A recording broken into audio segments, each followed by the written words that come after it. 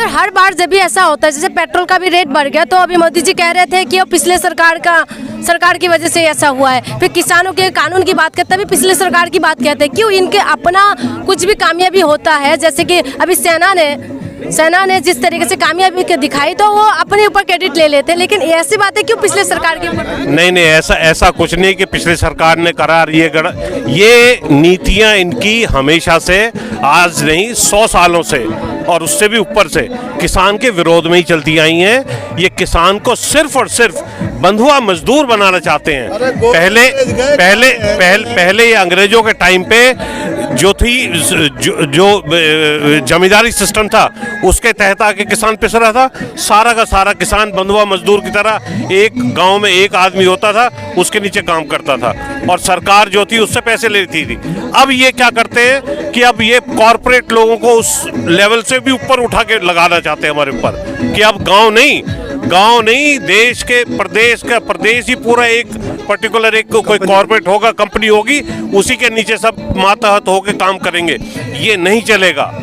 निष्पक्ष और निर्भीक होकर काम कर पा रही है? बिल्कुल नहीं कर पा रही है। इन्होंने सभी संस्थाओं को निष्प्राय और निपंगु बना दिया है, और ताकि अपना मनमाना और अपना गलत चीज़ों को थोपते रहे देश पर और मनमाने ढंग से राज करते रहे।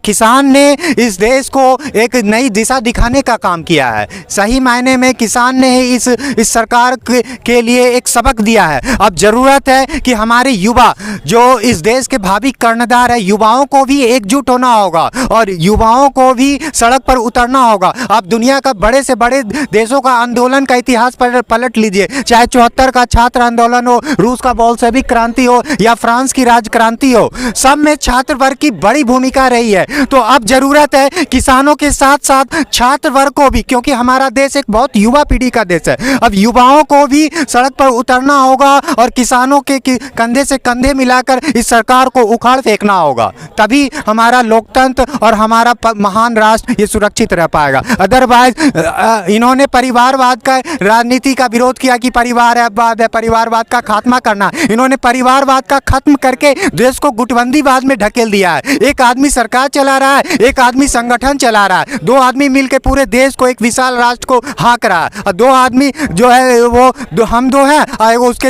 हमारे दो हैं, वो अंबानी अडानी। ये सिर्फ 4 आदमी देश को तबाह कर दे, इतना विशाल और महान राष्ट्र को ये नहीं पॉसिबल हो सकता। क्या करा इन्होंने? और मेरी अपील है युवा वर्ग से कि युवा वर्ग हजार की संख्या में जुटकर किसानों का समर्थन के लिए आगे आए और इस राष्ट्र को बचाएं।